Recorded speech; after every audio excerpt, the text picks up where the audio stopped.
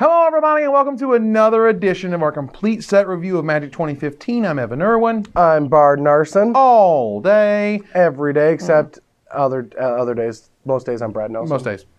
But Bard. We're here to talk about the red cards in Magic 2015. We appreciate you guys joining us. We're going to kick it off with Act on Impulse. Yet another awesome Magic 2015 card. There's just so many. Yeah, There's so many. And it's really cool and flavorful because it's Chandra and Chandra's ability. But the art is my favorite part. Like, art's I feel like I beautiful. want this video game. I feel like she is actually just so cool. She's flying around in space and just shooting things. Like, that's what this looks like. Yeah, I mean, it's really like some sort of like weird lava Star Wars-y thing going on, and it's brilliant. All I know is the card is so cool. The card is so cool. Like, it's almost like a backwards divination. Like, you don't run this on turn 3. Yeah. You know, you run this on turn 7 or 8, and then you're able to play whatever it is you're revealing off of it. Whether it's the land, whether it's a creature or two, whether it's a removal spell or whatever. Like, it's just so sweet. I just love this design. It's so cool. Like, this is one of those, like, it just kind of opens your eyes. It's like, oh, yeah, that could be a spell. And, oh, I guess it isn't really that broken. Like, it's just good. Yeah, I don't know if I'll ever really play it. I don't think I got the cojones to do so. Oh, come on. It seems so high variance. Are we talking about constructed or limited? Well, not constructed ever. In limited. Not constructed ever? No. Did you just ever me? I just evered you. Why are you evering me? Because this is not a constructed playable card. I don't know if it's just 100% I feel like you are not logically thinking this out and you're acting on Fine. impulse. Oh yeah, these are all got a point. Fs. You know the LSV pun rating? Like, I know that when I do them in the set reviews, I just get Fs. Oh yeah, Straight just up. nope, bad. Yep. It's fine. And this was pretty good. The whole point is that, for me, again, it's sort of like a backwards divination. I think it's brilliant in sealed. I think it's worse in draft because you're worried about the curve. But again, for me, the design of this card is so cool. It is really cool. It's so sweet. Well done, Wizards. I hope at 7 mana I get to put a Chandra into play on that card or someone does. That's the cool thing, yeah. That would be the sweetest. Now, speaking of really cool cards, thank you, Marcus Pearson. Marcus Person. This is the Minecraft guy. This is the guy who made Minecraft. It does look very Minecrafty. And that was what there was. You know, they didn't want it to be like, 8-bit, but they wanted it to be blocky, so you can kind of have a send-up.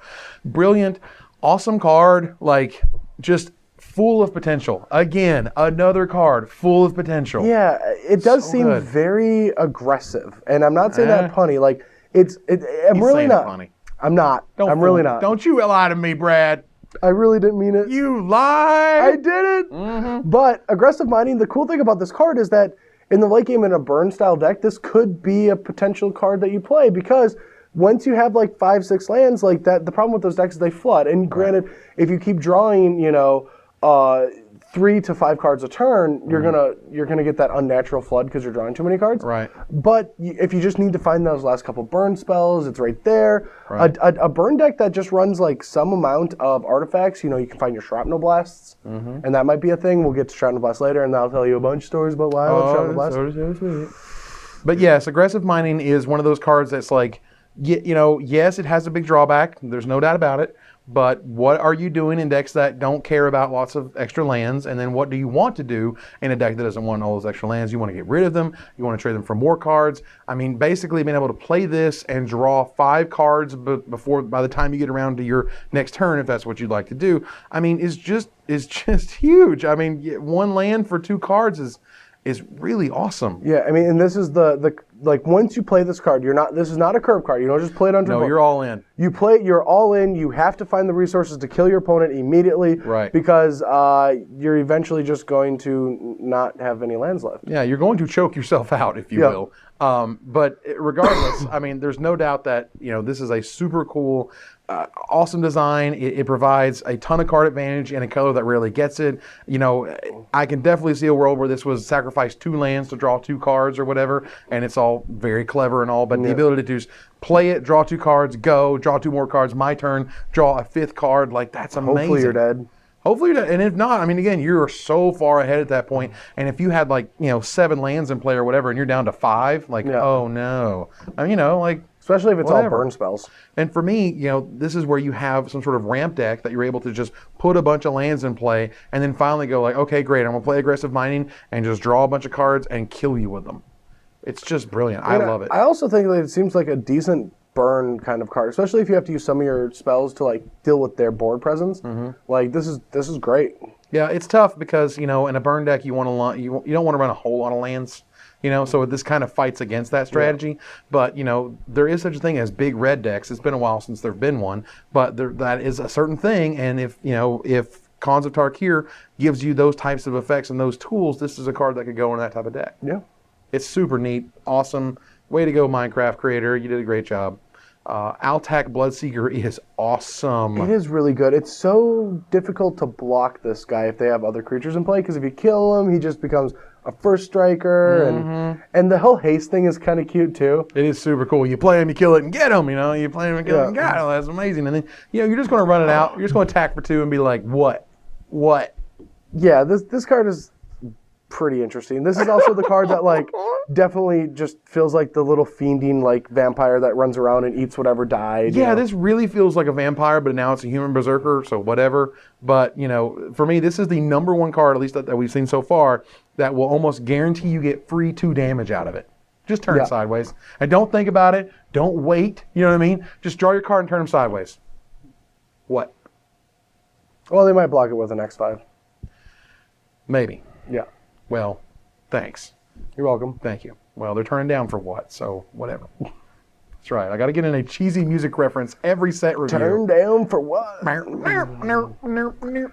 know what's my favorite though is like the stupid videos that people make. Did you seen the one where turned down for what on the boating accident? Oh yes, the boat that's fail? The one. That's my favorite. That's the best one. Yes, me and the family would just sat around and watched that and laughed our butt off.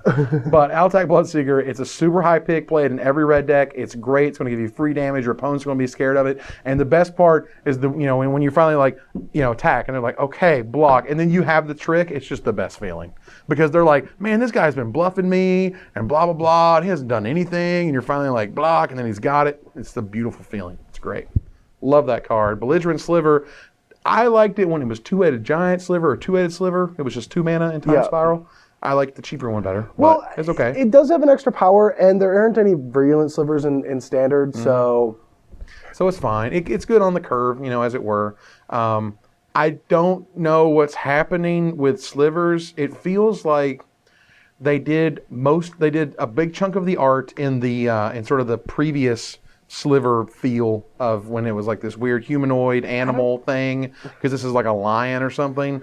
And then they did the land, and it's like the classic slivers as you would expect them to be, which was kind of what everyone wanted to start with. So it sounds like they kind of already made this art. And then everyone saw the slivers from last year and were like, this is terrible. And they're like, oh, snap, sorry. So they made Hive Lord and the land into the old style. Now, see, slivers are just pop. They're just pop culture. They're never cool right now. Yeah. And those looked like Predators back when Predator was coming out. Well, and yeah, and like Terminator. Apes and things. And it's just weird. It's fine. It's whatever. They're highly evolving creatures. They can be whatever they want. Slivers that's just what they are. They evolve and... Look, man, no one bought it a year ago, all right? They ain't gonna buy it now. Yeah, but you should, because that's what they sell. They evolved into the Lion King. No, they didn't. You just took a really iconic creature type and look and feel, and you turned it into Simba. Of Lion King now. Look, it's the circle of life. Cut it out. When he died? God. This card is fine, though, by the way. This card is actually a fine limited card. Even by himself, you don't need any other slivers. If you put anything on this guy, any types of pumps, any types of, +1/+1 counters, whatever, this guy is good for those type of effects and should see plenty of limited play. Or not. I mean, it should. It really is. It is fine. It's a hard to block red creature, and red creatures want to be aggressive, so, there's no downside to running this guy. That's true. Blast Firebolt, it's 6 mana, which is a thing, but it's instant speed, which is awesome. And there ain't no better feeling than just hitting the creature for 5 damage, but that's not enough. But when it destroys the equipment, that kills the creature. That kills it, yeah. Feels so good. Yeah, the double state-based effects. Yeah, it does. You're like, oh, but that doesn't kill it. You're like, read the rest of the card, and they go, and they put their thing, and they go, oh, and then everything dies. And then your Altak Bloodseeker guy or whatever gets huge, and then you feel like a rock star. I've lost your story is confusing me now. The 2-drop guy. This guy. I'm joking. We're just going too deep. We're going too far. We've gone too far. We're going to Borderland Marauder, which is probably one of the best red cards in limited in the set, maybe the best. Who likes blocking with red creatures? No one does. So this is a 3/2. Yes, it is. It's a 3/2 attacking dude for 2 mana. You love it. You want it. If you're not turning this guy sideways, you're doing it wrong anyway. Like, this card is sweet. Don't block with this thing. Attack with this thing. All the time. Rawr, it's so good. Even on your opponent's turn, just attack him with it. Just be like, excuse me, I'm attacking. And he's like, what? And you're like, I'm just doing this. Take 3.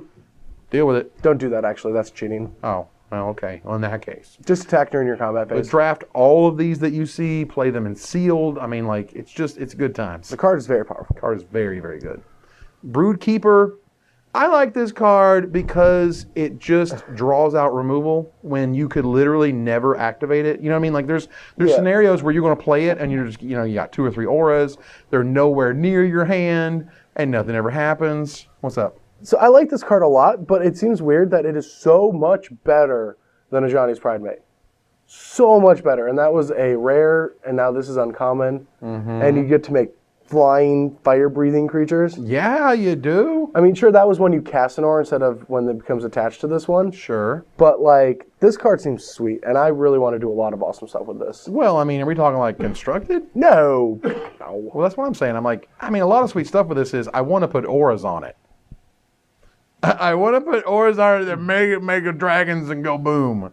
I mean, sometimes Wizards just builds the cards for you. It doesn't mean I don't want to do it. That's okay. Well, I would like Want good to stuff. do it. It seems sweet. Fire-breathing dragons are awesome. It is totally sweet, and I'm super excited about it. It makes its own dragon hatchlings or whatever Yeah. the card is. Which is fantastic. And again, for me, this is one of those cards that your opponent is going to kill probably quickly because they don't want you to A, pump it with any sweet auras, and B, get free dragons out of it. When, again, you might not have any auras, and so you're like, oh, sweet, you killed my overpriced 2/3. Thanks. Yeah. Just is what it is. Sometimes I do know the first altar for this card, though.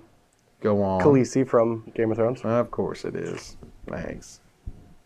Burning Anger. This card is a bomb in limited. A biggity bomb. It's a bomb you want to splash for. It's a bomb that you're happy to have.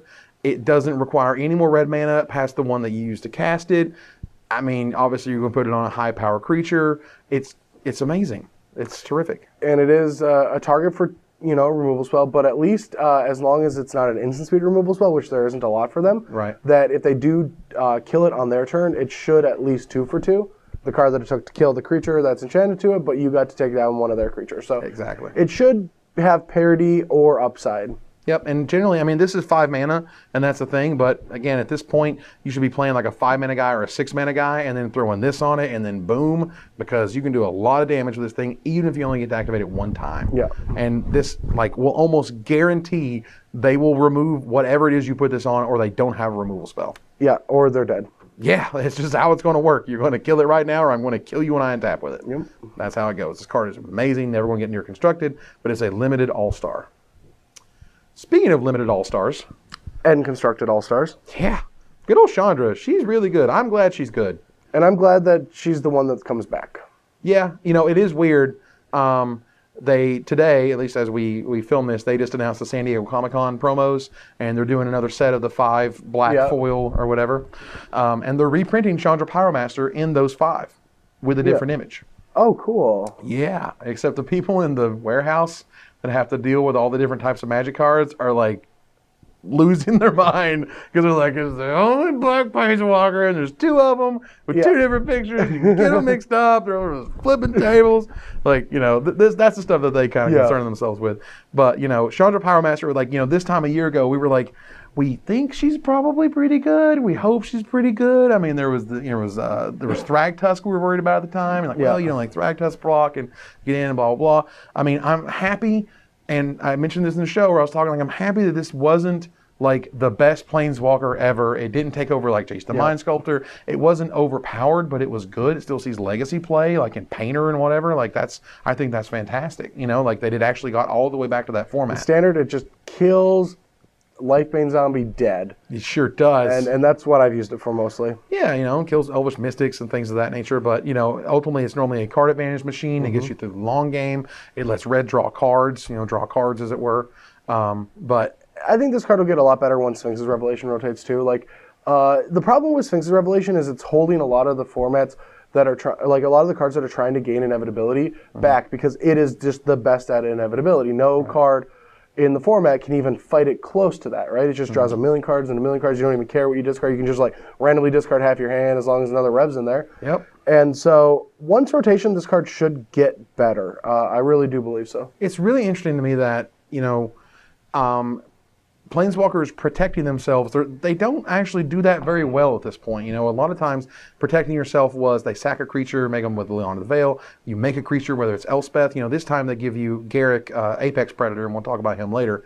But, the Jace can boomerang something, but she doesn't really protect herself. I mean, the Nissa Worldwaker doesn't really protect They themselves. first did that, like I think Nissa protects herself well because your other card should do that for you. They should, but well, you have especially to- with that card. Well, we can talk about it when we get there. Yeah. But it's really interesting to me that they've kind of pulled back a little bit the Planeswalkers who are just like one man, like one card win the games. I mean, they have, but when you see that they print them, they just warp the format. Elspeth was like the card of like the Pro Tour. Even, I mean, it wasn't in the bug decks everyone was playing, Sure. but every deck had to have a game plan against Elspeth. Right. And Elspeth has won a lot of Grand Prix. When it's not a mono block deck, it's an Elspeth deck. And the card is just busted. And it's warped every format it's been in so far, standard and block. So I don't want that. I don't want Planeswalkers that win the game on their own. I just don't. It's just not fun to me. Well, I mean, but at that point they're 6 mana, and there's not necessarily they don't auto win. I mean, we've watched plenty of games where someone plays an Elspeth and loses. I mean, the Pro Tour got weird because like it was block and it was the best thing to do in block, and so then it became Elspeth versus Elspeth all the time, and then the person who could like keep their Elspeth around was like a thing, and like that. Honestly, by the end of that Pro Tour, it was a little ridiculous. It was like, okay, who's getting Elspeth first? Okay, he is, and then he is. All right, now he's going to downfall that Elspeth, and he's going to trade with those 3 tokens. And I mean, like all this crap was ridiculous. But, I don't think Chandra Pyromancer is going to take over the format in that manner or in anywhere close to that. But And her Phoenix is gone. Yeah, which is kind of a bummer. But I'm glad she's still around. Yep. She's a really good Chandra. I'm glad they didn't go back to like a worse version. I agree with that. Circle of Flame, that's Caltrops. And Let's turn things into frogs Woo-woo. and kill them with this card. Yeah, well, I think earlier you mentioned something about this affecting flyers, and it doesn't, so that's a thing. So creature No. without I flying. said that. No. I wasn't talking Or about was it the creatures 3/1 flying. zombie? What are you talking about? No, I was talking about Circle of Flame with the frog. Like they attack and then you turn them all into frogs, right. and then they all die in the flame. Well, then you basically you put the trigger on the stack, and Yeah. you go da. frogs. So Yeah. good. I love it. Circle of Flame is cool.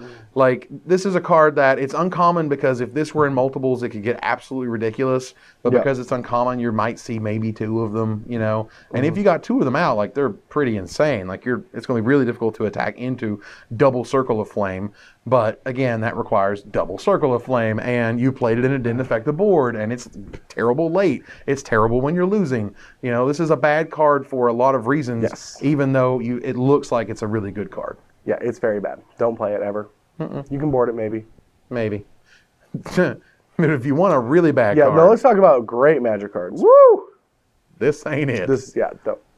let's clear the path to an actual good magic Right. card. Imagine the spectrum of Mind Sculptor to this. That's where we're at.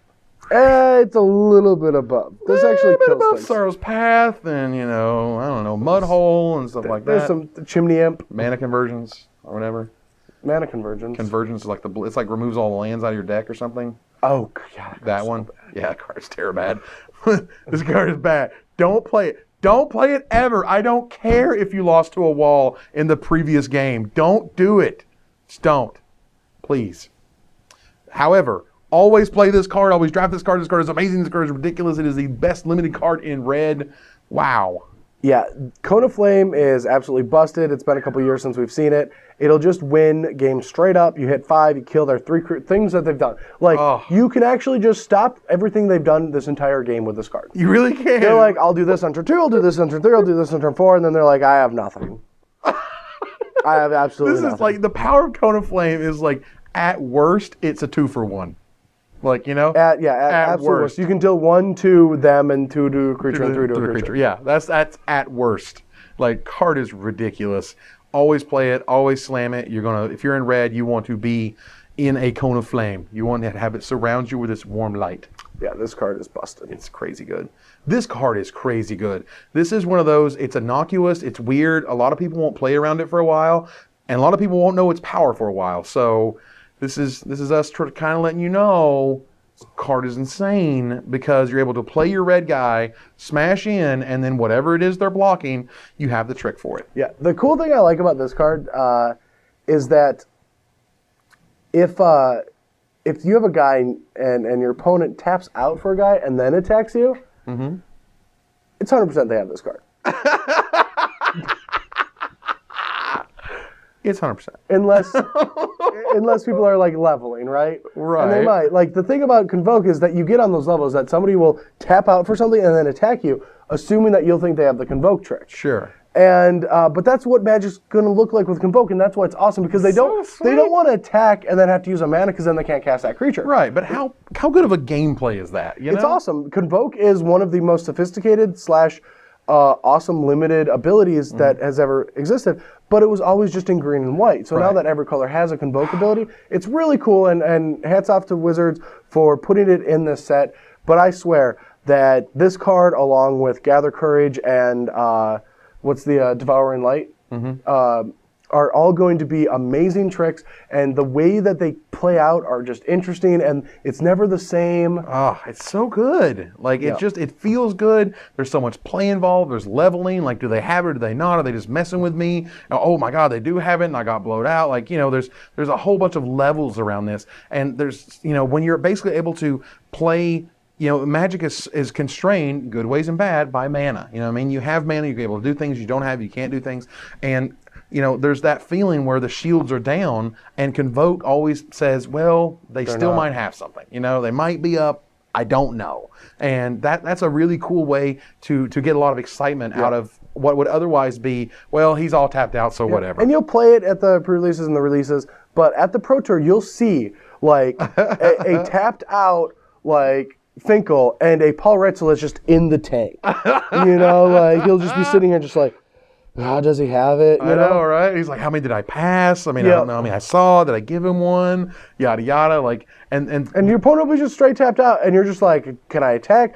My 3/3 into his 2/2. Like it's so awesome that that's a thing with Convoke. Oh, thank you, Wizards. This is beautiful. I love this card. I love Convoke. It's great. Crucible Fire is garbage and limited. Don't you ever play this card. And if you have enough dragons to make this thing work, you should just kill them. You're just winning already. You don't need Crucible of Fire.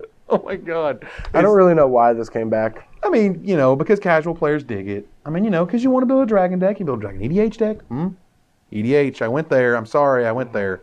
I had to go there because... I'm on your guys' side. This is getting out of control. I know, man. I'm terrible. You can't stop me. Everything's an EDH. You're an EDH. You're an EDH. Everybody's an EDH. Anyway, this card's bad. It's okay. There's bad cards. There's bad cards that make certain players feel great. And the people who love their dragons and all things dragon and all things changeling are going to love Crucible of Fire. That's true. As they should. I don't. Forge Devil, and we're going back and forth here. We're going back and forth.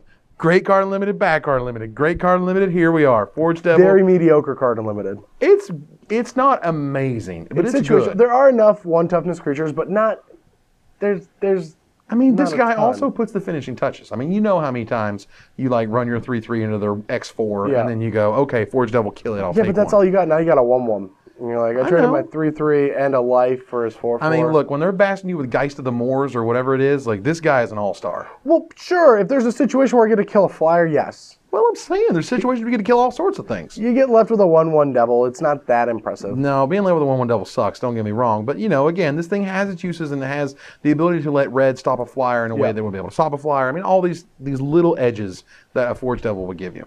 Don't pick it highly. Don't run infinite of them. It's decent on the curve, but you don't really want more than 1 or 2 unless they have a ridiculous glut of X1s. You board them in against a really aggressive deck that has a bunch of Child of Knights and a bunch of other things. You'll know the decks you want this against and want additional copies. Yeah, so don't by default run the additional copies is sort of what we're saying. Foundry Street Denizen. He's back. He's sweet. One of these interesting cards that is bad in sealed but great in draft. And bonkers in standard. And Tom Ross won, a $10,000 check. I got a little bit of that. Yeah, a little small amount of that. A little more too. but it's close, and again, in draft, it's close to Savannah Lines, essentially your 2/1 for 1 mana that is able to just smash in, and every turn you're able to trigger it, and ideally you're able to trigger it multiple times, so then it's a 3/1 or it's a 4/1 even if you get like the sticky sick nut draw. But this is a card that I think, and I don't know our exact original review, but I'm pretty sure we poo-pooed all over it. And later have come back and been like, you know what, that card's pretty good. I've ate more words than I've said on this show. We're bird eaters. And Lord But God, yet people still come don't and go. watch. If you want to see the real show, go check out Blue Theros review. No. Oh God. No, what do you mean? No, if you want to see the real show, go watch Simic. Oh God, no. That's the green from Return to Ravnica. Don't you do it. I can't live through that pain anymore. I'm sorry. It was Gate Crash, but yeah. Oh, was it Gate Crash? Oh, right. Okay. Because that was the mechanic. The evolved mechanic. Ooh, the pain. Frenzy Goblin. This guy brings the pain. This guy is awesome. He's good in sealed. He's good in draft. He's good in constructed. He's an excellent red card. I bet Tom Ross was just high-fiving all his buddies. Oh, he was super happy to see this card. Oh my God, it's so good. And if you, all right, so let me give you the scenario why this is good. You play this guy on turn 1, and then you play a 2-drop and smash for 1 and say go. Your opponent then has to play a guy, and then he's still not going to be able to block. Nope. And then your opponent has to play another guy after you attack with your 2/2s and your 1/1s, and they might be able to block if you don't have a removal spell. Yep. At that point, you've already been able to swing in twice with all of your dudes. It's just going to get worse and worse for your opponent as you stop their best blocker every single turn. This card is very good. It's even better in constructed. We're going to see a lot of play. This and this alone is going to make cards like Golgari Charm and Drown in Sorrow like must-have sideboard options or Anger of the Gods. Because Frenzy Goblin aggressive decks destroy mid-range green decks. Oh, Lord, yeah. Destroy them. Oh yeah, nice Courser can't block. Yeah.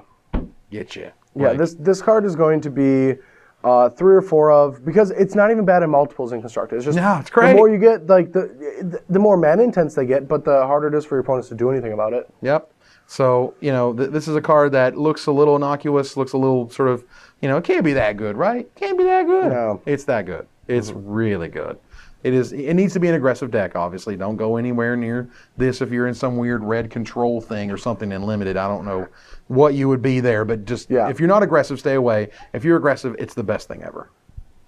Generator Servant. This card is freaking awesome. Billy Moreno, you're the man. You are the man. You made this one? Yeah, because I was going because as soon as it was spoiled, I was like, oh my God, I love this card. Cool. And he was like, you're welcome. And I'm like, I love you, Billy.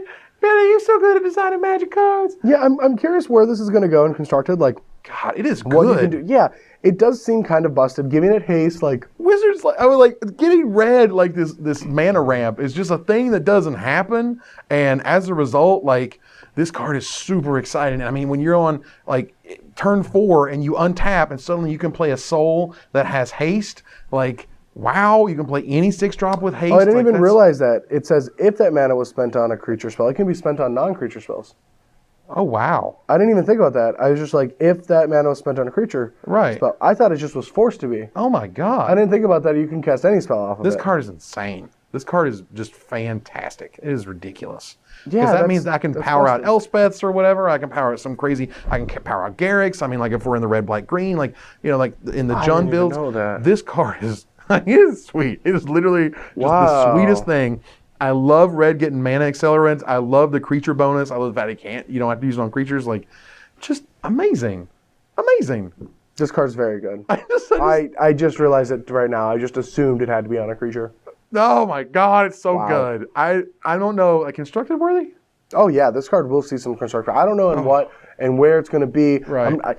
Free mana. I said free mana, and we're going to say it's good every time. If they produce you mana, got we're it. going to say it's free good. Free mana, good. This card is amazing. I It's love it. unbelievable. I just love the design. I really do. It's something that we've never seen before. It's so cool. It makes sense. It just works. I love this card. It's beautiful. It's brilliant. It's beautiful and limited. Play it every time. We'll probably see constructed play. I'm excited to see where it's going to end up. Oh my God. All this. Very push Magic card. Oh, yes. I need more Generator Servants. Speaking of amazing and limited, Goblin Kaboomist is ridiculous. Now, as I understand it, they had to add the flipping of the coin at the end of this to make it anywhere sorts of fair.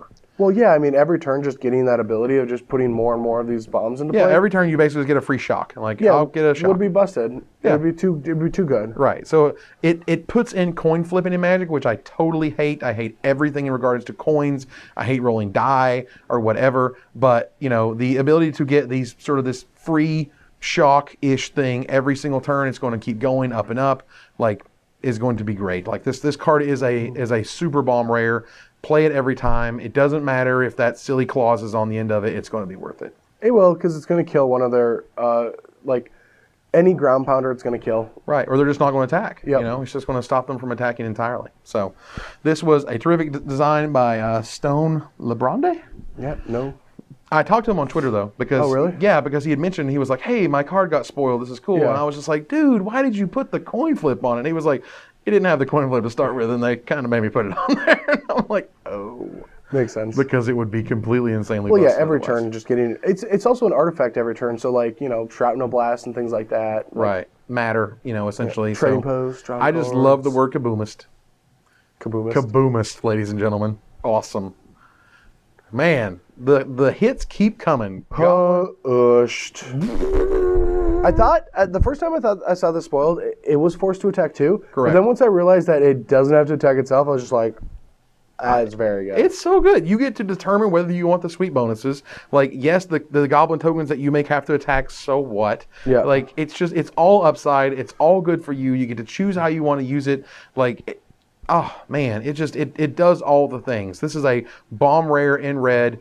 You're going to love it. It obviously works great in aggressive strategies. It's where you want to be in aggressive strategies. Yeah, and even if your opponent has a creature to block with, it doesn't matter because it's just free 1/1s. Like, you're just like, make a 1/1 attack with it, and they're like blocking. It's like, okay, whatever. Yeah, that's cool. It's fine. Yeah, and but if you ever get it to start going, you just get more and more, and that can just be the force. Like, this card will just straight up win games or not really have that much of a downside. It's just a 2/2 for 3 that sits on the board and always forces them to have a defender. Like, they can't just keep attacking. They have to keep something back. Oh, God, it's so good. This card, yeah, this is a windmill slam. It's very good. It's crazy, crazy good. And if constructed, Maybe. I don't think it's that bad. I don't think it's out of the question. No. I think it's probably out of the I question. mean, it triggers Foundry Street Denizen, and it's good with all the other aggressive creatures in Standard right now. Like, I could see it being Standard playable. Possibly. It triggers right away. You get to attack with the guy right away off this. Right. So it triggers a Foundry Street Denizen 2 times just for casting it. Yeah. Like, I think this card could see Constructor play. It's pretty hot stuff. And I think it's also the, is it the, some sort of promo for this one? I can't remember. I think it might could be the game, red one? I think the game day or something. Oh, sure. No. I mean, not for the pre-release, just for, some sort of game day, whatever. But it's super cool, awesome. I can see this going into cubes. Like, it's just incredibly good for 3 mana. Like, it's just all value and value and value. Just play it and love it. Goblin Rough Rider, amazing and limited. You will play it every time. This is the stats that you want unlimited. This is what you want in the curve.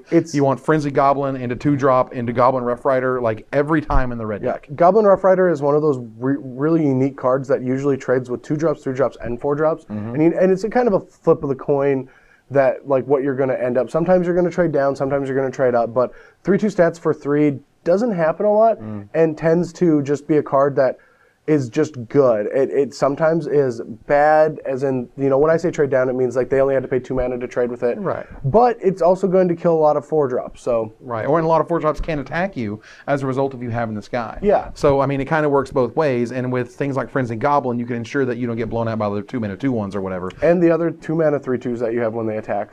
Yeah. The red creatures are aggressive in this format. They really are. They did a great job in terms of being able to give you a very clear path as to playing red, turn them sideways. The end. Hammerhand. Are we supposed to turn our guy sideways? Is this another indicator of that? This could be another indicator. Yeah. Target creature can't block, you say. +1/+1 has haste, you say. It's a unique card. It's kind of bad though. Just let's be honest. It's not that great. It's like this. It's like your creature had a kicker of discard a card to get +1/+1 in haste, and the guy can't block. It depends. When you're super hyper aggressive, this is a fine card because you're just you're on the tempo, and let's just stop their 4/4 from blocking this turn and just get in and yada yada and Frenzy Goblin, and that's great. But if the game draws out at any point in time, this is pretty bad late, and it's really kind of bad and sealed because you're not able to draw, not having to have a real straight curve where this thing could really shine. Yeah, it's no Dragon Mantle. Nah. No. It ain't always hammer time, buddy. Get that hand in. I mean, for him, it's always hammer time. He ain't doing nothing but hammer, bro. But he needs the parachute pants. That's what he needs. Oh. Wizards, get on this. Oh. Heat Ray. It's a removal spell. It's a very good removal spell. You play it every time in limited. You draft it highly because it's a removal spell. Yeah, it's so much better than Disembowel we've had before. Yeah. And this is just a much better version of it because creatures that are at least in limited, like you're never going to use either of them for constructed. Sure. And creatures in limited always have less power and toughness than they do converted mana cost. And so this could just be 2 mana to deal with a 3/1 flyer or a Welkin turn, and it just kills creatures for sure. It's an easy first pick, in my opinion. Oh, yeah, for sure. And, I mean, it did great things in Rise of the Eldrazi Limited. No, it didn't. Yes, it did. You just play huge monsters in that No, format. it didn't. It had to kill, what was that stupid vampire? The rare? Yes, the rare one. Drolnu, yes, thank you. Drolnu had to die. She was the best thing in that format. It was dumb. She was really crazy good. But either way, a good removal spell is a good removal spell, and do with that what you may. A 5-mana 4/4 flyer, I don't care what the rest of that text says, is always a first pick, is worth slamming, is worth playing, always good and limited. Yes, you may have an artifact in your deck or something, and that's cool, and they'll get it for you when it dies, and that's great. It doesn't matter. You don't have to. It's 4/4 for 5. It's just a friggin' air elemental. Just play it and love it. It's a great card. It's a dragon. The end. Yeah, that's about it. That's Creature dragon goes in your deck. Don't think twice. Just do it. I mean, you just do. Inferno Fist is fantastic and limited. Red got some great. I think this cards. card's busted, right? Like this card is probably constructed playable. Maybe. Like, it's really good. It's a lot of value. Yeah, 2 mana, +2/+0. Right. Can throw in a guy. If you ever have an extra mana, if they ever try to kill the creature, the next turn, as long as they don't do it in response, you can just sacrifice to kill a creature. Yep. So I think that this card is very good, especially with the heroic guys like a Chrome Crusader and Fire Fist Striker.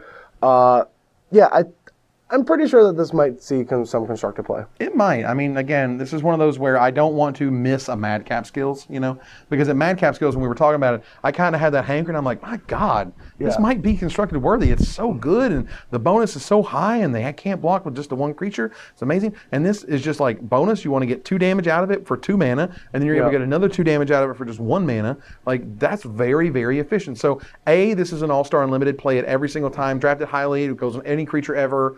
It's brilliant. It doesn't matter what kind of deck you're playing. You want this type of ability on your creatures. Oh, I got a blue flyer. I want Inferno Fist on it. Like, why not? So, or I've got, the Intimidate guy in black. I want Inferno Fist on it because 5. You know what I mean? Yep. Like, that's good. This card is awesome. Play it every time and you'll love it. Yeah, I think this card's really cool. It looks like a great altar for the Inferno Flame or whatever, the Fantastic Four guy, and the art's pretty sweet. It's totally sweet. So, Kurd Chieftain, also known as the artwork that made everyone think Kurdabe was coming back. I don't even want to talk about this card. Yeah, It you sounds do. so mad. Whatever. I thought Kurdabe was coming back. I was going to play turn 1 Kurdabe, turn 2 Golkine Rampager, turn 3 that 3/3 that they get to choose if it's Fanatic of Xenagos. Fanatic Xenagos. You got that right. Turn 4 4/4. Xenagos. Yeah. Turn 5 Xenagos. Turn 6 Rorkthar. Rawr. Can I keep going? Turn 7. All right, stop. I'm just thinking of green-red cards. I know. Kurd Chieftain, however. This card is amazing, by the way. It's pretty good, It's very, very powerful because when you're playing this on turn 4 or when you're playing this on 4 mana, that means when you untap, you're going to get the 5th mana for his second ability. Like, that's crazy good. Good luck blocking the 4/4 that can turn into a 6/6 Trampler. And Trample is very effective if you send in a lot of guys and like trying to get damage through. Like they have to. It's really tough to block a lot of guys when the potential of Trample could be lethal on any of the guys. Absolutely, because this guy doesn't say pump him. No. He just says pump target creature, which means combat becomes insanely difficult, and that's where you want to be. You want to put your opponent in the position of going like, my God, how am I supposed to block here where he's going to +2 this, or what if he +2s that, or what if I double block here and then he pumps this and I'm screwed. Like there's so many different cool ways to use and abuse Kurd Chieftain's ability. Like this is all value. This is the red-green card that you want. I mean, at worst, you're paying for a hill giant or whatever. Yeah, and then if you're playing, you'll draft this in green red or red X deck sometimes. Like it's not perfect, but you can play it. But in a green red deck, it's bonkers. Absolutely, super good. Krinko's Enforcer. I mean, you can think of this as sort of the red Windrake. And there's different sort of styles of this throughout different colors. But, again, 3-mana 2/2 with evasion is awesome. Yeah, you throw Infernal Fist on it and just start getting to town. Yes, absolutely. So red has lots and lots of tools to be super aggressive. I love that. I think it's very effusive of red. I think you can kind of get that feeling. And, like this is just super good. Like, I don't know what else to say. You're going to love it, and it's going to get a lot of damage for you. Yep. Love it. Kirkesh Onake Ancient, I hope I did that correctly, is good. It really doesn't matter what his ability says, just play him. He's a 4-mana 4/3. Yeah, I mean, Borderland Minotaurs was playable. It's playable. And yeah, I mean, you'll play, like, you don't have to first pick it just because it's rare. No. If there's something better, like, it is a 4/3 for 4, so the stats are fine. But we've had commons, and we know how good that is at common. It's not the greatest thing in the world. But it's playable. Yeah, its ability is interesting, but it's artifact, so, like, who cares? If you get it to use his ability, it's probably going to be really good. Like, Yeah. it depends on what it is, but if the Goblin Kaboomus gets to hit the creature twice, or be able to hit this Yeah. creature and that creature, like once this guy's in play and you have the ability to use his second ability, like the game changes. The game begins warped around this card. So it's a Borderland Minotaur that just gets super high value all of a sudden and becomes super playable as a result. So not super high pick in draft or what have you, because you're not always going to be able to sort of trigger it. But in a sealed deck with when you need guys on a curve, 4/3 for 4 is not bad. it's good. It's fine. Lava Axe. I liked when it just said like catch or whatever for the flavor text. Now it's Yeah. talking about the Cinder Hatchet. Like, really, guys? Can you not? Do we have a Cinder Hatchet? No, Wizards, please God, don't make a Cinder Hatchet so you can have your little circle of life and It's connect like these 3 two. to deal 3 to a player. I know, right? Gross. But yeah, this Lava Axe has always been Lava Axe. A big ball of disappointment most of the time. But Unless it just kills you, and then And- you're really disappointed. yeah, so it's either two ways. Because for me, I'll play it and then I'll never draw them, or I won't draw them at the right time. Yep. And then my opponent will play them and I'll always die to them. And he'll be like, Lava Axe, attack you go, and then I'll be at 5, and then he'll be like, Lava Axe. And I'm like, of course you had it on top of your deck. Thanks. I'll be over here hurting myself. But no, it's a fine card. It's a decent finisher if that's what you're looking for. Yeah. But it's rough. I don't like the card personally, but it's so hard to argue against it because I've lost to this card multiple times. Like, Yep. what am I supposed to say? I'm over here going like, it's not that great, and then my previous opponent goes like, Lava Axe you, and I go like, please God, don't have another Lava Axe. Intimidate, Don't Lava have Axe. another Lava Axe, please. And then they have another Lava Axe. It happens. I don't think the card's that bad. It's not that bad. It's better in sealed than it is in draft. For sure. Because if you have your curve and you can draft to your curve and you don't have to get these really expensive 5-drops. But in sealed, when the games are slower and you're able to work through intimidate and sort of incremental damage, incidental damage, it gets a lot better. It's fine. Lightning Strike, however, is Let's talk about a burn spell that is good. Primo. Primo Delicious. Excellent card is excellent. We'll first pick it every single time. For the last, we've been first picking this card for about 4 years, of course. Yeah, pretty much that's what we do. We just, 3 damage and instant speed. First pick it. The end. You're in red. If someone passes you this, they're either not in red or look for a missing, rare/mythic, because Yeah. it's the only thing you're going to take over this stuff. Because Lightning Strike's amazing. There's not much else we can say about it. Seriously, Wizards, might makes right. Are you kidding me? That's a dumb card name. I'm sorry. It is really dumb. I love you guys. You can do better than this. I am disappointed. Might makes right is dumb. It just makes it's a silly little phrase that is ridiculous. It's sort of like this weird idiom. I don't like it. And the card itself actually is either two things. It is either the best thing ever in the history of ever when you play it, or it's terrible and will never trigger ever. I'm going to go with bad all the time and just don't play it. Like, It's just bad. Like, you have to be... If this card's triggering, aren't you just winning? yes. Are you just winning anyway? It's just a win more card. It looks like this crazy, like, oh my God, I get to threaten every turn, blah, blah, blah. If you got all the requirements You for this have thing to to do have things, all of the creatures with the greatest power. all of them. of them. I just don't. I don't see it. I don't like it, I don't and I either. don't see it. I would not suggest playing it. It's gonna be this weird, like, oh, let's check out who's got the greatest power. Oh, you got one too. Oh God, You know, Yeah. like Well, I mean, they can't. pretty Like, if much you all means have that you 3 just power have- guys, they can't have 1 3-power guy, or that doesn't happen. you just have to have the biggest guy, and that's it. Like Right. no other guys in play. Sure.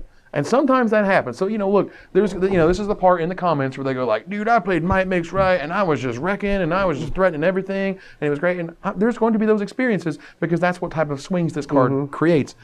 I'm telling you, that's not the norm. This is where, you always hear about the people who won at the casino.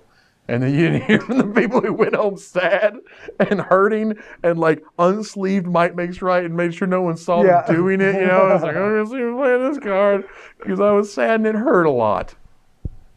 Miner's Bane, also pretty bad. Why? Because it kind of trades with a 2-drop or 3-drop. Yeah. Like if you're trading this with the 3/1 in white, like, I mean, it's nice that it gives itself trample, but at that point, you've sunk in 9 mana for possible, 6 damage, which is okay, I guess. Which is pretty good. Which is not bad. I mean, trample's good, don't get me wrong, but, this is not really where you want to be on 6 mana. No. There's better things you could be doing. There's different colors with different cards at 6 mana. It's just a lot to invest, and particularly, there's with only 3 toughness, it can die from just different removal spells. Yeah. Someone could just, heat ray it or just, whatever black removal spell they want to do. Ulcerate it, for example. Or kill this thing, which I would do all day long. So it's just not good. You don't really want to play it unless you absolutely have to, and you're looking for something on the very top end. Paragon of Fierce Defiance. Probably, I don't know which one's the best. They're probably all just insane. But They're probably all really now good. looking at how aggressive this color is, I do think that just curving into this could just be game breaking. Oh my God. Yeah. Yeah, I mean, you can just play the 1/2 that when it attacks, it becomes a 3/2, and then you can play the actual 3/2, and then you can play this card and just crack them for 8. Yes. Paragon of Fierce Defiance is scary. Yeah. Very scary. It's not only scary when you hit it on the curve, it's scary when you untap with it because now... You can have a haste guy. Exactly. And haste basically gives you a whole, another free turn worth of resources because now your creature just gets them. Yeah. And there's no way for them to kind of slow the game down, kill this or kill that, and then, or put a pacifism on this or whatever it is. You just, all right, play my dude, play a red, get in there. Because you don't want to ever have this guy die. Not in your super awesome red aggro deck.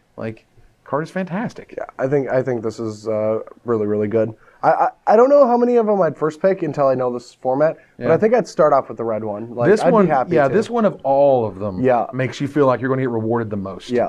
This one has a huge upside for the Paragon. He's great.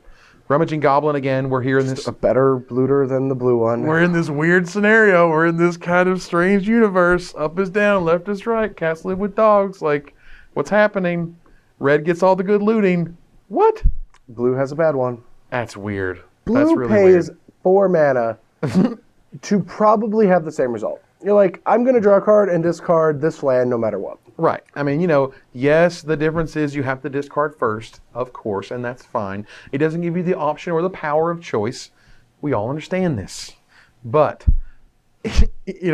red is just not... Red has been getting card filtering more or less since Faithless Looting. Yep. Faithless Looting kind of started them off on the tangent of it's okay for red to get card draw as long as it's not actual draw. It's now red gets this weird filtering, whether it's Faithless Looting, whether it's the Wild Guess. Remember that spell? Yeah. Which is an interesting card. And it also gets this kind of pseudo, it gets card draw, but only if you play it this turn. The Chandra reveal, the Act on Impulse, where you reveal the 3 cards and you have to play them this turn. So that to me is a really cool way of sort of pushing red and showing what red is good at. Just one of these, I think it's going to all break through when we get a compulsive research in red. Oh. It's going to happen, some kind of form. At some point, pure card draw, Yeah. actual card draw is going to happen. We'll see. But again, it emphasizes what red is good at. It kind of really puts a spotlight on how bad the blue looter is. And that is what that is. This is still a fine card. 3 mana 1/1s, however, are tough. Yeah. You don't want to play a bunch of these things. These cards tend to be much stronger in sealed than in draft. In draft, you have a theme for your red decks. You just want to be aggressive. Right, and this guy is just not. I mean, if there's some kind of red control thing, the guy is fine. But it's more sort of almost a sealed environment, again, where you want the filtering, where you're trying to dig for your best spells and your best bombs and whatever, versus just saying I'm playing 1-drop, 2-drop, this guy. Yep. Don't do that. Scrapyard Mongrel, he's a hill giant. Just let him be a hill giant. Don't like draft a theme Yeah, around this stupid guy. Like he's. I not gotta play enough. an Ornithopter because I got 2 scrapyard mongrels. Exactly. Gotta get that old drop in there. Like, don't do that. It's going to bite you. Get it? Yeah. But You got it. right, it's going to bite the hand that feeds, or you can keep going. But seriously, it's just a hill giant. It's a fine hill giant. It's good on the good, curve. If you're able to get an artifact out there, obviously you want to, and that's fine. But don't, go out of your way. Don't draft some stupid artifact over a good red spell or a good red creature. Yeah. This is okay if it's just a 4-mana 3/3. If you go 1 drop, 2 drop, 3 drop, Scrapyard Mongrel. Mm-hmm. Still I agree with you. awesome. Shrapnel Blast, tell me a story. All right. Well, the story is that Shrapnel Blast almost got me to Worlds the second year I ever played Magic, and I was awful at this game. I took second in the World Championship qualifier thing on Moto Nice. before they had PTQs online and stuff. Sure. And one of the games though is like I was just playing Affinity. Yes, anyone can win with Affinity. But there's a specific game where my blue-white control opponent had me dead next turn. I had him at like 8. I had nothing, and I just draw Thoughtcast, and I was just like, Thoughtcast, and he didn't counter it, and I just drew 2 Shrapnel Blasts. Shrapnel Blast you, didn't counter it. Shrapnel Blast you, just won. And then he won like 2 more rounds. Like I drew Shrapnel Blast every single turn perfectly. Like I think I had like 8 top deck wins with Shrapnel Blast in that tournament, and I took second. I was so bad at Magic 2 at the time. I was so bad. Right. Well, Shrapnel Blast is a very, very powerful spell. We don't have the artifact lands like we did back in the day. We got 1. But we got the 1. We got the Darksteel Citadel, which is really cool. Mm-hmm. Both cool for this and cool for Nissa Worldwaker that we'll get to next time. But, Shrapnel Blast is no doubt like just the highest efficiency that you can really have in a red direct damage spell. It's just 2 mana, 5 damage. If the Goblin Kaboomist is running, like you're good there. There's a ton of really cool small artifacts that you can run. There's the equipment that we've already seen that, it depends on the scenario, but you're not always unhappy saying like, screw it, I don't need this equipment, take 5. That's a thing. There's a certain amount of there's a certain ratio where if you've got like 3 artifacts, maybe 4, I think this you need becomes about playable. 4 or 5. Yeah, you need to have enough, or you need to have the Kaboomist if you got the rare to give you these artifacts, so you can have some way of generating them. Because a Shrapnel Blast with no artifact is just the saddest panda. Lava Axe is so much better because it does nothing. Exactly. You can't even cast it. Right. See, then you'll want a Lava Axe, and that'll be real sad. Yep. Good card though, always good.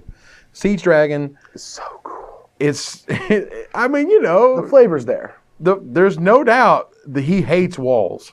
He's sieging those walls. Yep. He's getting them. Now, as we mentioned earlier, you see what it says right there on the type line? Creature Dragon.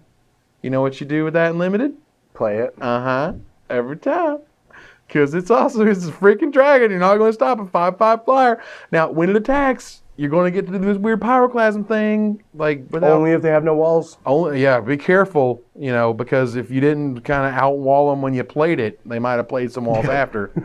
Whatever. It's kind of silly, cute. Like, it kind of, I can understand why they would put it in the set. It kind of gives the feeling of the walls that are in each color in various degrees and lets them kind of, be a factor to impact gameplay for a very small amount or whatever. It gives a lot of flavor to this dragon. It doesn't really matter much, honestly. At the end of the day, in Limited, it's just a 7-mana 5/5 flyer. If it kills a wall or gets some value out of that, high five. It's a 5/5 flyer that is also able to pyroclasm their team. That's amazing. Yeah. So just a bomb dragon. Play it. yeah, bomb dragons are bombs. Play them every time. Be happy about it. It will never hit constructed at the end.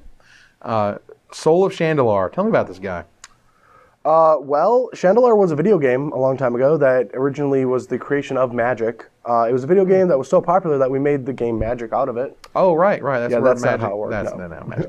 Got it. No, I don't really know Chandalar much, but there must have been a lot of fire on that world. Well, it looks like sort of like the Time Spiral world almost. Like it looks like Dominaria. Well, no, after all Chandalar that was an bubble. actual world, right? I think. Yeah. I guess it was a plane, and that's where Yeah. that game sort of took place and whatever.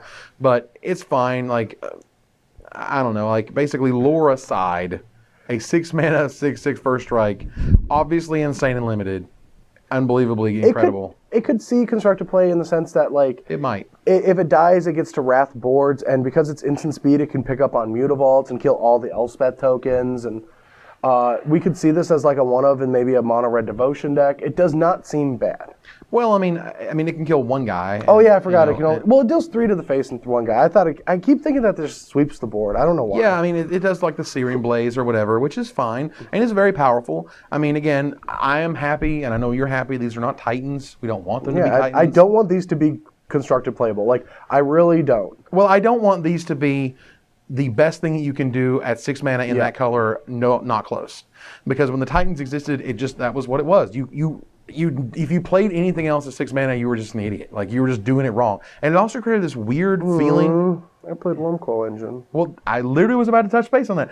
It created this weird feeling where you have Wormcoil Engine, which is like an incredible 6-drop, one of the best 6-drops of all time, being overshadowed by this like cycle of dudes. Yeah. And like it kind of sucked that you didn't let Wormcoil like be the coolest thing at that mana cost. Instead, you had all these things fighting for it. And I'll talk again sort of how that applies to another artifact creature later, the Doom Engine thing or whatever.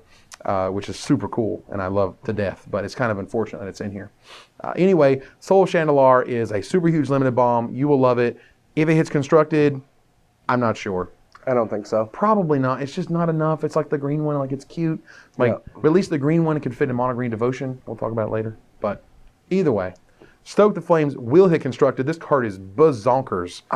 Wow. Really, like I keep thinking, like, do I want to attack my guys or do I want to convoke this? Like, Well, this is what there's a happens. tension point to this card. Right, but and I've watched Tom play a lot of aggressive decks, and when someone goes like Sylvan Carriated, and he's got like his 1/1s or whatever, and he doesn't have anything to pump them or anything to give them, like madcap skills or whatever, and he's looking for something to do, like this is the card that he gets to blast But out. the problem is if you don't deal enough damage early and you have this card in your hand as opposed to a way to break through, then you're going to deal 4, but then what are you going to do? Because they're not dead. Like, you're attacking on 2 different planes, and yes, if you can get them to 4 and then kill them with this, Sure. it's not a fire blast. Or get them to 8, honestly. Like, this is... Do 2 of these? Right, you know what I'm saying? Like, this is a really cool one in multiples because it's almost guaranteed.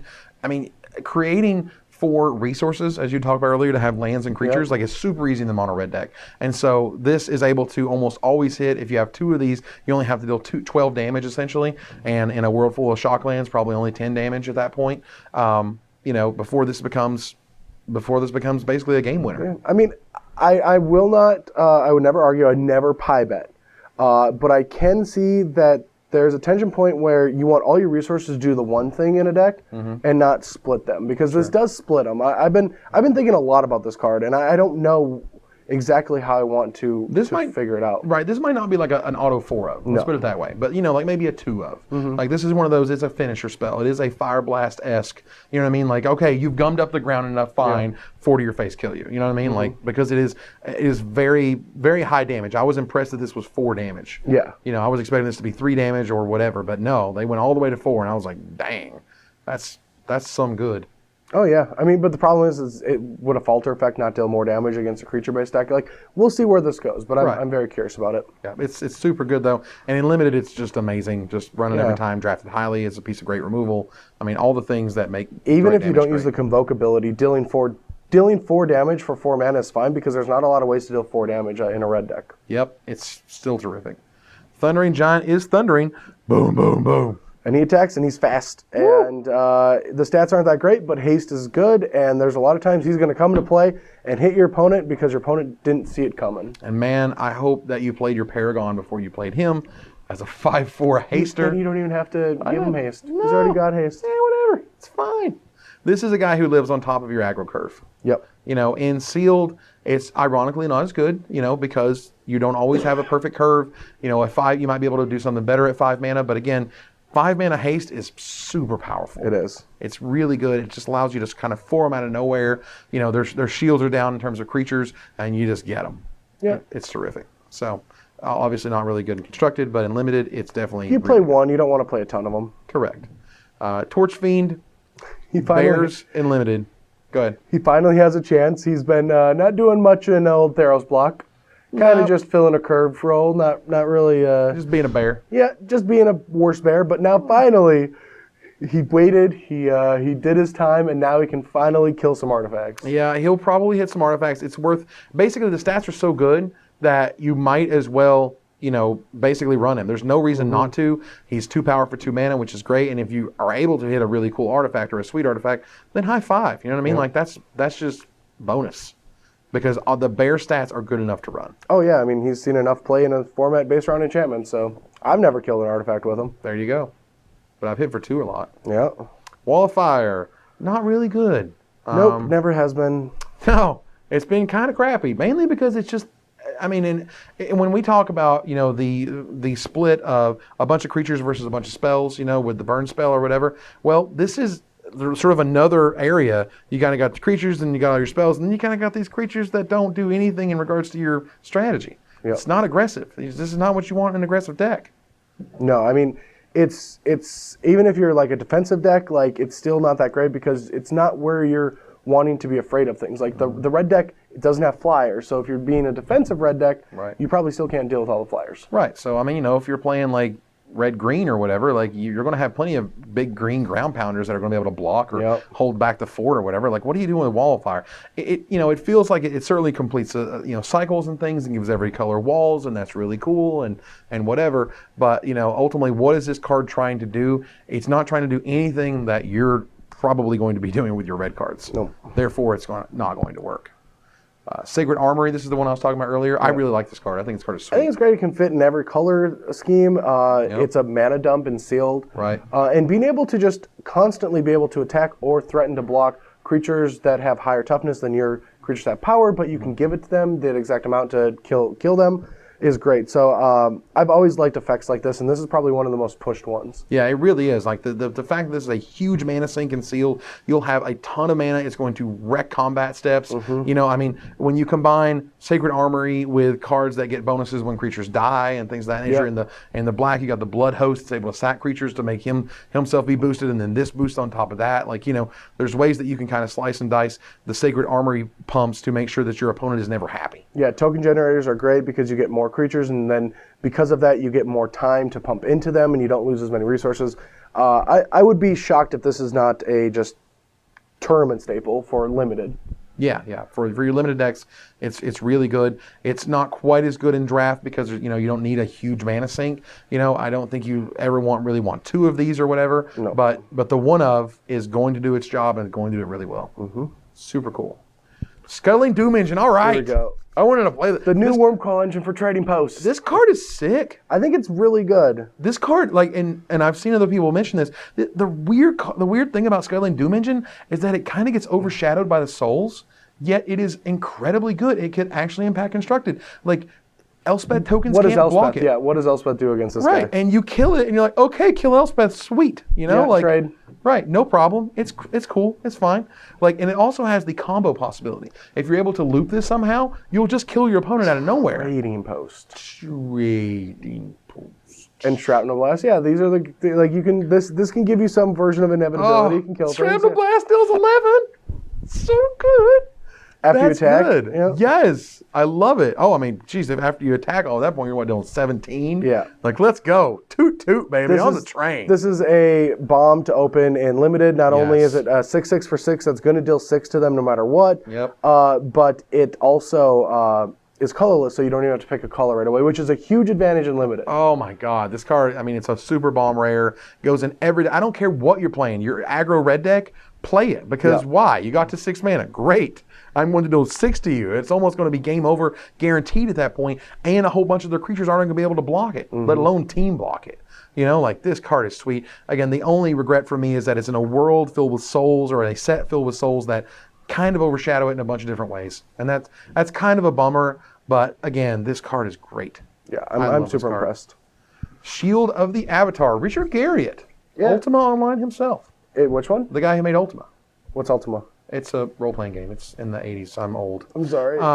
Great. It was also the first massive multiplayer online role-playing game and things of that nature. So I'm a bad nerd. it's fine. Nerd cred goes down. It's pretty low already. Yeah. But it is an interesting card. It's I a think it's neat pretty one. cool. It seems really powerful, actually. Yeah, and it's super cheap. Right. It's Yeah. both cheap and powerful. It sort of protects your best creature as a result of your other creatures just existing, which is great. So it not only it messes up combat even further than it could. So that's a thing. Basically makes your creature is nigh unblockable depending on how many creatures you have and what the board setup is, of course. But again, once you're preventing that much damage, like 3 or 4 damage or whatever, like you might as well just say the creature's unblockable. Well, it's not. Well, that doesn't count because if their guy's bigger, then it can still just block because it's not going to get through anyway. Yeah, sure. So they bounce off each other, but it does make a defender really powerful, and it can always block and trade and things like that. So I do think that this card is something I would always play until proven otherwise, and it does seem very powerful and limited. Yeah, and I think my favorite is the ability, because it's super cheap, is that you're able to attack using this ability and then move it onto a defender or move it onto a wall or whatever, and just have essentially the best defense you can have. And as long as you have to have, if you're playing this card, you have to have a way to break board stalls because I think it's going to create them. Mm-hmm. Now, the question is, how highly would you draft this card? I think in Sealed, you're just going to play it. Well, in Sealed, I played. I would first pick this card just for the fact that I do like starting off colorless if I can. If there's a better card, like if there's a bomb or lightning, I would not take it over a premium removal spell. Right. What I'm saying is, like, there's a lightning strike in the pack. Would you pick it over it? No. No. I mean, there's a flesh to dust. Would you pick it over it? Maybe. I mean, that's pretty slow removal. Yeah, pretty slow.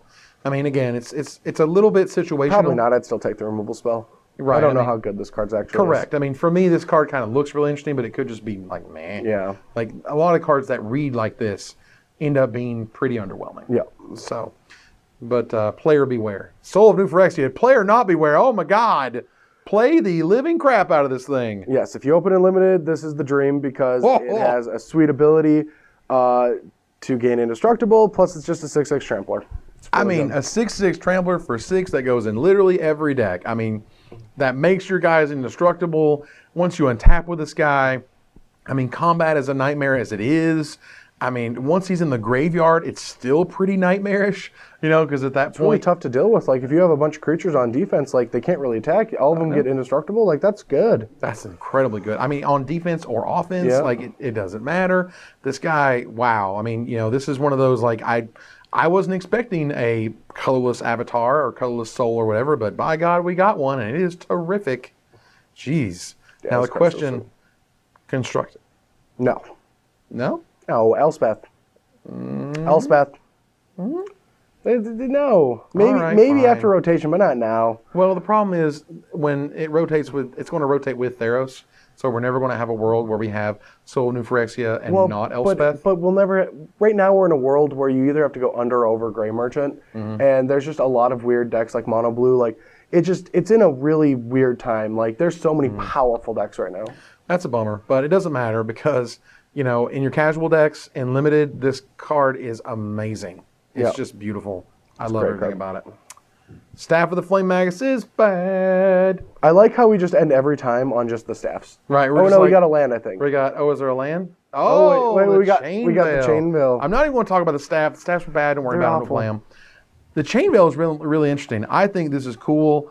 I like this. I dislike that it caused a bunch of weird rules questions, but it doesn't really matter. What is that? Do you actually The don't? rules question is you can't use a Planeswalker's ability in any speed other than sorcery, because people were just like, oh my God, at the end of their turn, I Oh, can yeah. activate, whatever. Like, no, you can't. What it says is you can activate them as though the loyalty abilities haven't been activated, which means you still can only do it at a certain speed. And you can still put the loyalty on them, right? Or do they not? No, you, you can activate one of its loyalty abilities. So it's the ability, not the gain the counters, as I understand it. Well, it'd have to be because couldn't you just ultimate them for free? Because that's a loyalty ability, right? Well, for each Planeswalker you control, you may activate one of its loyalty abilities once this turn. So I'm pretty sure you have to use its loyalty. It still has to check the rules of the Planeswalker. Okay. I'm pretty sure it has to be that way. Because if it's not, because all of them are loyalty abilities, right? Or only loyalty abilities the ones that tick up. I mean, Yeah, I mean, I'm pretty sure you just get to tick them up again.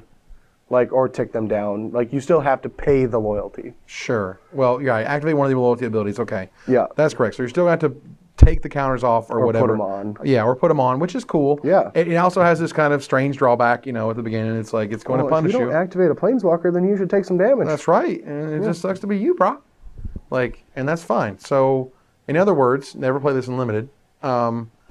And otherwise, this is a casual only card. But it's a super cool design. It like is. this to me is a super cool mythic because It doesn't let you break the game or anything. You can't do things at the end of people's turn or whatever, but you can get multiple abilities going, which a lot of people sort of would love to have. You'd love to be able to activate abilities twice.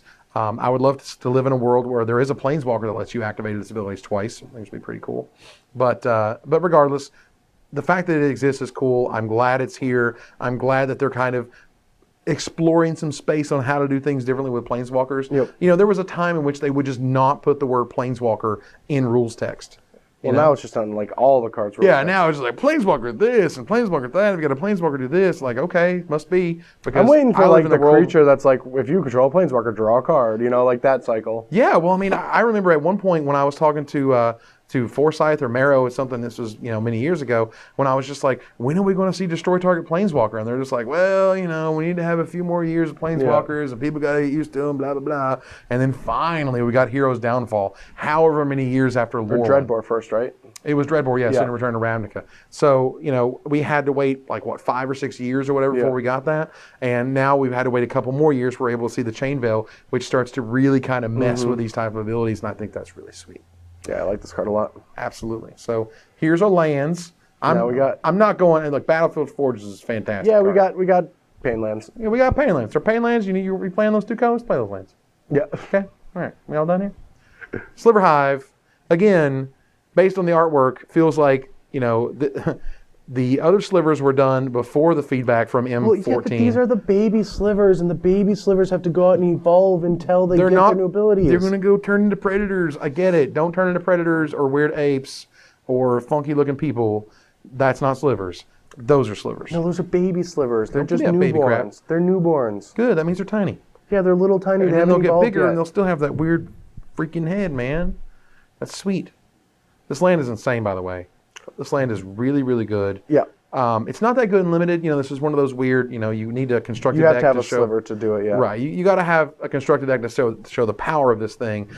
You would have to have such an incredible mass of slivers in sealed or be able to draft a sliver deck in order for this to even work. And there's so few slivers in the set, it's just not really going I mean, if to. I'm playing like 2 slivers, I'll probably just play this. It does tap for colors. It taps for colorless. Like, you're not going to play But the in free ability to just make more 1/1s for free just by having a sliver in play is pretty sweet. is great, absolutely. If you can kind of slide it into a 2-color deck or whatever, then it works. It taps for colorless. You 1 or 2 slivers work out. That's great. Yep. But ultimately, the power in this card is constructed, whether it's casual, whether it's even standard, which I think it has a shot. I think it's worth building some sliver decks to see if they can work. Yep. And if they do work, I wouldn't be surprised because again, we're in this 3-month, like everything is super powered. Gas pedal is to the floor. Let's see what you can do with all these great cards. And Sliver Hive is a good example of that. Yeah, I like it a lot. It's a cool land. Absolutely. Which brings us to the end That is. of our red set review for Magic 2015. We got one more. Oh my God. We're going into the final stretch, bro. We're real close. We're so close. I can see the end. I can't yet because we haven't done it yet. Oh, well, I can see it. Well, you're a time traveler It's then. nice. It's so nice. You guys are going to love it. It's hilarious. He makes a joke that doesn't work. I say something awkward. It's really going to be great. It's going to be great. Pun master. Woo woo.